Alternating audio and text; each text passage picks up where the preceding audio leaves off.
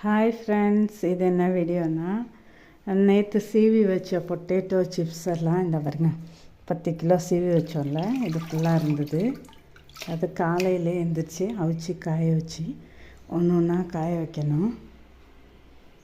இந்த பாருங்க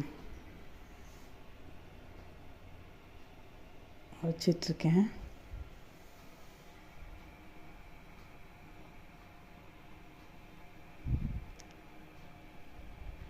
காய வச்சுட்டு வறுக்கிறதையும் காமிக்கிறேன் ஃப்ரெண்ட்ஸ்.